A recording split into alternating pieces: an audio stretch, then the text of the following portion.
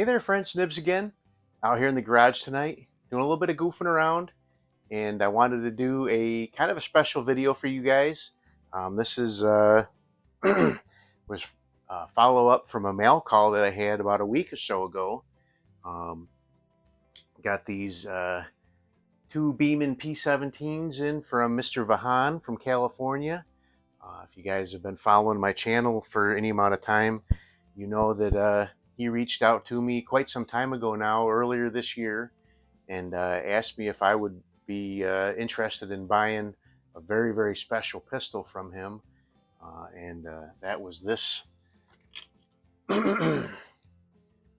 fine work bow model 65. And he's had this thing since it was new back in the late 80s, mid to late 80s. And this has no feature on it to be able to mount any kind of an optic or anything. Mr. Vahan's getting to be a little bit older in age, in his mid 80s, I believe he said he was. And he's just having a hard time focusing. I can understand that. I'm only pushing 60 and I'm having a hard time focusing on iron sights myself, so I can definitely relate. But since then, we've formed pretty good little kind of pen pal, emailing back and forth type of relationship. He watches a lot of my videos, and he just sent me an email over a week ago, a little over a week ago, saying, got a package on the way to you, should be in the next day or two. Didn't know what it was, didn't tell me what it was. Turned out to be a pair of Beeman P17s. This one here is an older one. It does not have the fiber optic sights on it. And then the second one is right up here on my bench. That actually does have the fiber optic sights on it. And he said in his note that he sent along that if I'd be willing to tune up the trigger on this older one for him, that I would be able to keep that newer one. So I did mess with this one, and I've got it really tuned up pretty nice. But I did find that it was shooting pretty badly. I'm not sure if he did it or somebody else did it, but it looked like it had been sprayed inside with that white lithium grease that you use on like your car doors and stuff, and that's really not great for it. So I completely stripped it down, cleaned all of that out, and re-lubricated it with some decent air gun lubricant. And so now I got into the trigger, and the trigger was it was kind of creepy. This is not loaded or anything, but it was kind of creepy. Had a lot of take up before you would it would break over, and it was breaking over about 1.5 pounds, which I know he's probably used to the very, very nice trigger that was on that fine work bow, and I think he's going to be pretty happy with what I've done here. But it was breaking over at about 1.5 pounds, so it wasn't horrible. It wasn't a horrible trigger. Like I said, it was creepy, kind of vague. So the first thing I did, and I've done this on several P17s and P3s, actually, my P3 I did as well.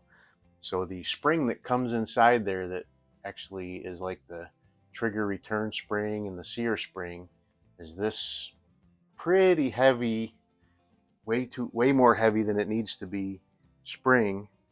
And I actually have a kit, the springs that I got from I think Tractor Supply or maybe Harbor Freight, that has a spring that's the same diameter but much lighter wire.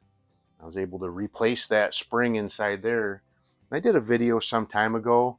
I'm not going to show you guys how to do it on this one because I don't want to get this video demonetized like that one is. But that fixed made the weight come way down. I'll show you what the weight is, but it's in the like 6 or 7 ounce range now. But it was still had a lot of take up. And what I found was, and I don't remember this being like this on the newer ones, so it might be something they changed, but there's actually an adjustment screw right up inside of here that you put a 2mm Allen wrench up in there, and you can adjust the second or the first stage take up. but that was all the way bottomed out, and there was still like a quarter inch, and it was very mushy feeling. So what I ended up doing was taking the trigger out and drilling from the back side with like a 3/32 drill bit, just deep enough to where I got to where the threads were, so that that pin could go further through and take up a lot more of the take up. And so there's almost no take up at all now. There's just the tiniest little bit of first stage still left, but I didn't want to have it so that it was just, you didn't have any kind of take up. But it's a really nice trigger now. So let's go ahead. So the one thing with these things, you can do a, open it up until you hear that click and then close it. You don't put any air in there, so you can actually do like a dry fire. I really like that design with these. You can really work on fine tuning your trigger pull. Oh, if you remember to take off the, so let's do a couple of trigger pulls with it. Like I said, it was about 1.5 pounds, but very, very creepy and vague before. But let's go ahead and click it, take off the safety. And let's see what we got now. 5.6 ounces. Let's do 3 and do an average. Now when you get a trigger this light, it's really easy to pull too far into it and skew your results. They like that one. That one was 9 ounces, but that's still, even pulling into it with 9 ounces, that's pretty good. Let's do one more. That one was 7.8. So if I do an average on that, which is really not, that 9 was definitely, I pulled into it, so probably so I got a total of 7.5 even with that one that I pulled into it. But really, really nice. So let me just show you how that breaks now. So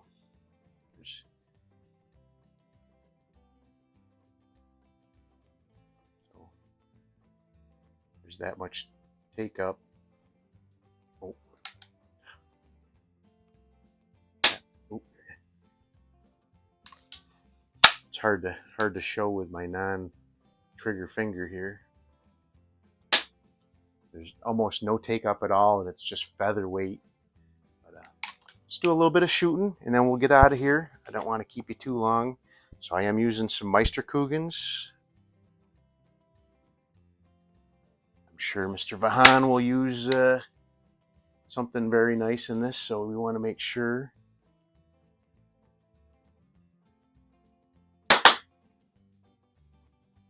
Let's see where that went.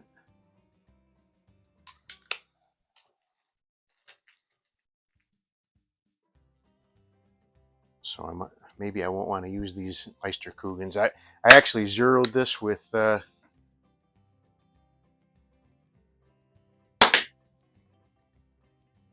see where that one is. Let me look and see where that first one went.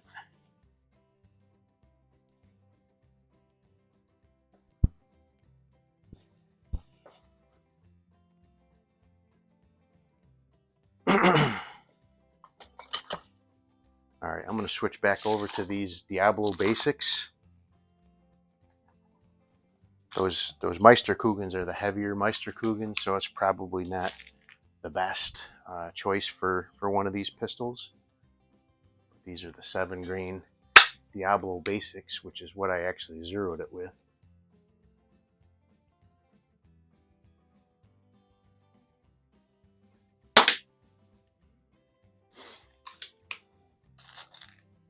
I was searching in my drawer for a can of 7-grain Meisterkugels, but they're all in my pellet bin, which is out of my car, ready to go to the range. But it's a rainy, nasty day out, so I wanted to not go out in the rain and get those pellets. So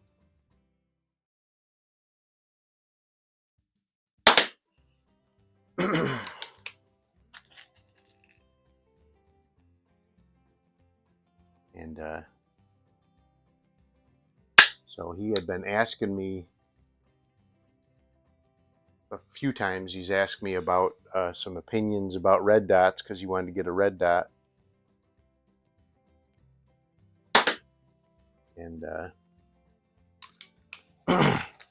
so I have also mounted up this really nice 2 MOA UUQ red dot, and I'm going to send that along with it back to him as well. So he will be getting this back pretty shortly.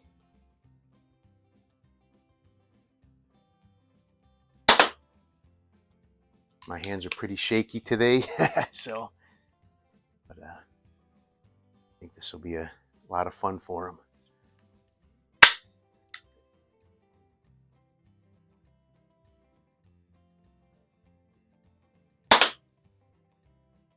Let me grab that target and see how I'm doing. But stand by.